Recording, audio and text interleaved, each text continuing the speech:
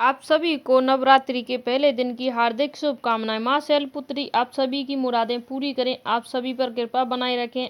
आज आप इस वीडियो में सुनेंगे मां शैलपुत्री की संपूर्ण कथा, मां शैलपुत्री के मंत्रों के बारे में, मां शैलपुत्री को अपनी इच्छा मंत्र अर्जी कैसे लगाएं। मां नवरात्रि के 9 रूप मां दुर्गा के होते हैं। हम 9 रूपों की पूजा करते हैं। भक्तजन हर दिन अलग अलग रूपों की मां दुर्गा की पूजा करते हैं, अपने घर बुलाने की अर्जी लगाते हैं। कहते हैं नवरात्रि में की गई पूजा कभी व्यर्थ नहीं जाती। माँ भगवती आप सभी की मनोकामनाएं जल्द पूर्ण करती हैं, उनकी सारी खाली झोलियां भी भरती हैं।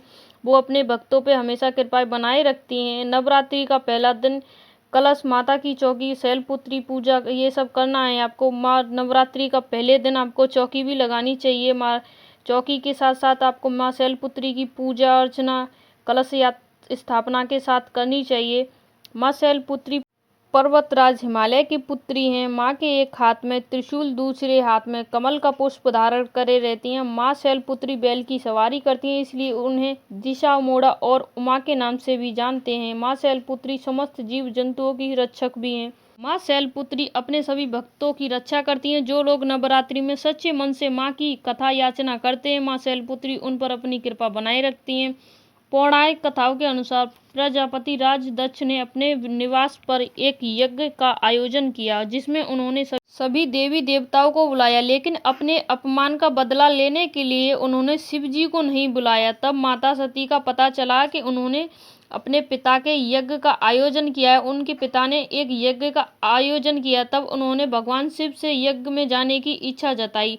बार बार भगवान शिव से उन्होंने अनुग्रह किया कि भगवान शिव ने तब उन्हें समझाया। उन्हें उनके पिता ने आमंत्रित नहीं किया है, बुलाया नहीं है, तो ऐसे में उन्हें बिना बुलाए यज्ञ में नहीं जाना चाहिए। भगवान शिव ने इस तरह से माँ शैलपुत्री को समझाने की कोशिश की, लेकिन माँ शैलपुत्री का जाने का बहुत ही मन था, बहुत ही इच्छा थी। इसलिए माँ शैलपुत्री ने बार बार अनुग्रह किया कि शिव महाराज, मुझे जाना है अपने पिता के यहाँ यज्ञ में। इसीलिए शिव जी ने आखिरकार में उनकी बात मानते हुए कह दिया कि आप अकेले चली जाओ। तो भगवान शिव ने माँ शैलपुत्री को अकेले जाने की आज्ञा दे दी।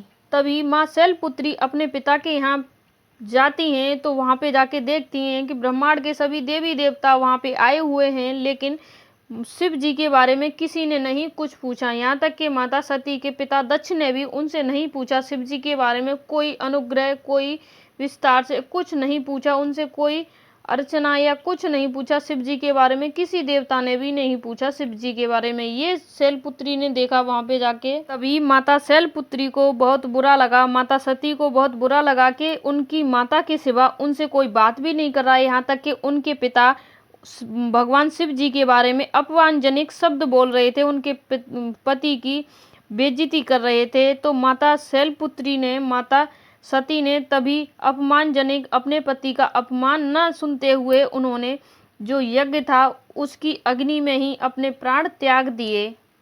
उसके बाद माता सती ने अगली बार शैलराज हिमालय के यहाँ जन्म लिया। उसके बाद उनका नाम माता शैलपुत्री रख दिया गया। अगले जन्म में उनके अतीत का सती के नाम से जानते थे, लेकिन उसके बाद उन्होंने जहाँ जन्म लिया वहाँ उन्हें शैलपुत्री के नाम से जानते हैं। माँ शैलपुत्री से आप इस तरह से क्षमा याचना कर सकते हो। हे परमेश्वरी, मेरे द्वारा दिन रात सशस्त्र अपराध होते रहते हैं, आप मुझे अपनी भक्त समझकर मेरे उन अपराधों को आप कृपया पूर्वक क्षमा करें।